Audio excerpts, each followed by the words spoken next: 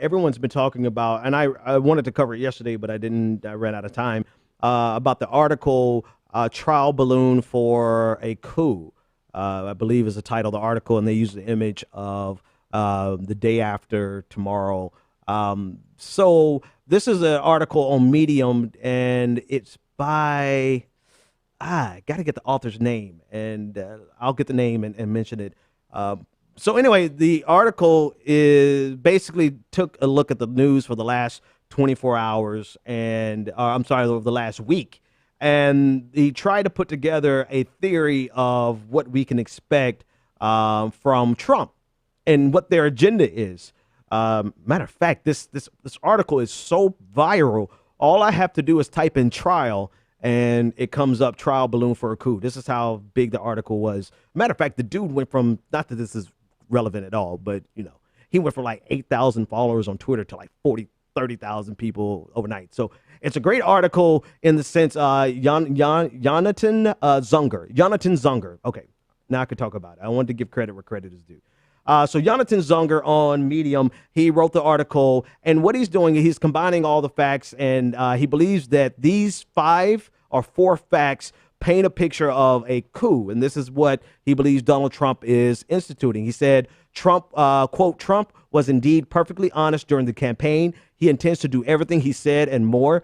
This should not be reassuring. Number 2, the regime's main organizational goal right now is to transfer all effective power to a tight inner circle, eliminating any possible checks from either the federal bureaucracy, Congress, the courts, departments are being reorganized and purged to effect this. Number 3, the inner circle is actively probing the means by which they can seize unchallenged power. Yesterday's move should be read in the first part of that, blah, blah, blah. And number 4, the aims of crushing various groups, Muslims, Latinos, the black and trans communities, academics, and the press are very much primary aims of the regime and are likely to be acted on with much greater speed than was earlier suspected. The secondary aim of personal enrichment is also very much in play, and clever people will find ways to play these two together. All right, so it was super viral. I will say this. His observations are spot on. This is what's happening. Does it add up to an actual coup? I think that portion may be irrelevant. And hear me out before you flip your lid. Even if they are not intentionally going after a coup, their actions really indicate that they are looking for a power grab at a minimum. And I read a really great rebuttal to this article because they were saying every action, they were talking specifically about the trial balloon, every action that the author interpreted as aggressive and hostile could very well be a signal of weakness in Donald Trump. Now, I want to delineate between Donald Trump and Steve Bannon because I don't think there's anything weak about Steve Bannon's agenda. I think Donald Trump's weakness is he's just feckless and imbecilic and doesn't know what the hell he's doing. Therefore, he has to follow whatever Steve Bannon is telling him, right? So the rebuttal to this article was by Trumpinski, and it was at tompinski.com.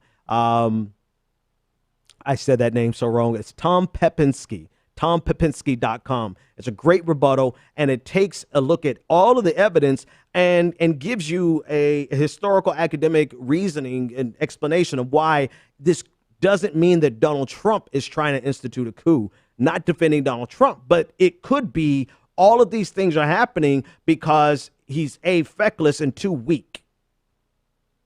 Now, taking both of those 2 articles together, the actual trial balloon and the rebuttal, I think it doesn't matter whether or not Trump is weak or whether or not he's actually going after a power grab, because the people around him are going after a power grab. Steve Bannon has an agenda. We don't really know if that agenda is so robust that he wants to fundamentally change the structure, or if he even can fundamentally change the structure of America in order to suit his goal. However, they're making the attempt. Marco Rubio, senator from Florida, was trying to get clarification on the immigration ban, refugee ban, whatever the hell you're calling it these days. And he was told by the Department of Homeland Security that they were not to answer questions to Congress, from Congress. Like, that is exactly what this author was talking about, right? There are no checks and balances. The federal court judge issues a stay, and the Department of Homeland Security has gone headlong and said, we're going to carry out Trump's wishes anyway.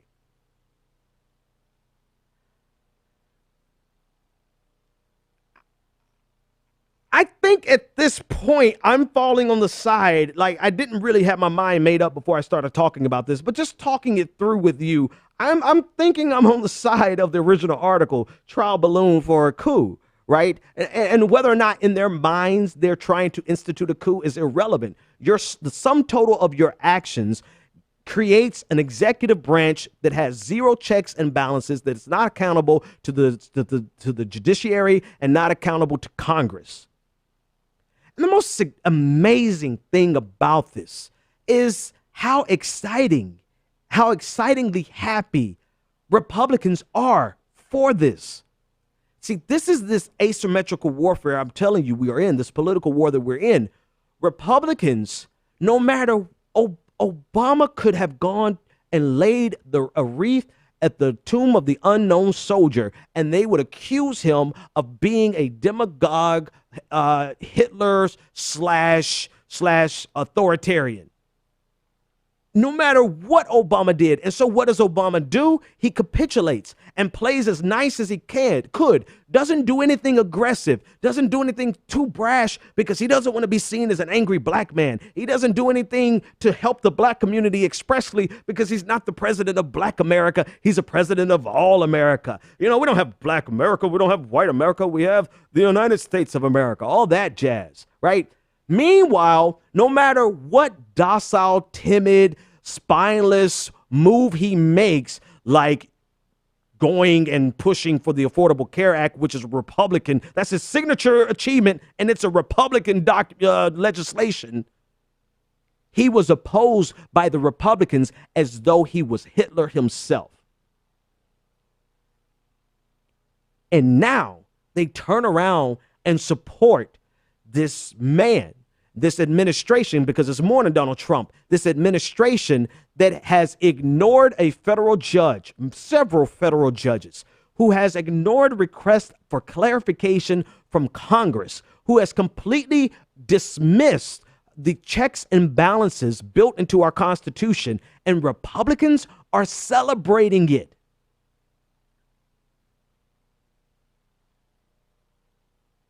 I swear, oh my God.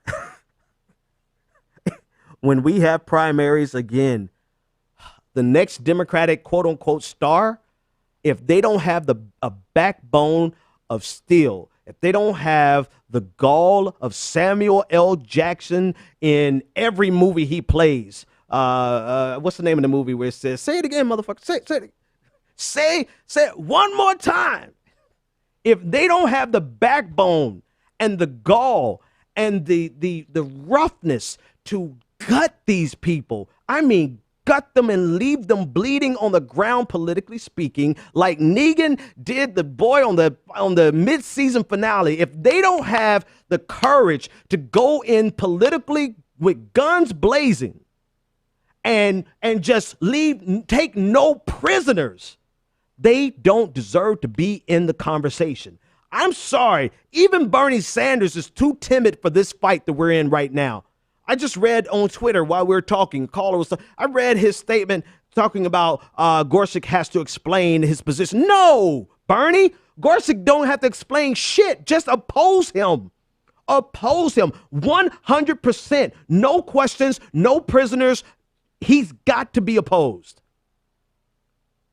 Where are the fighters at?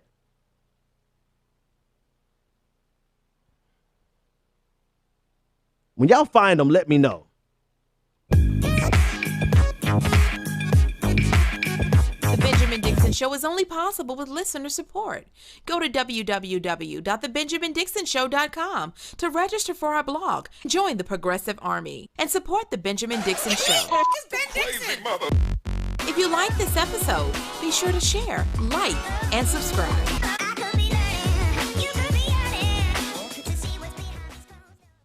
Consider becoming a Patreon.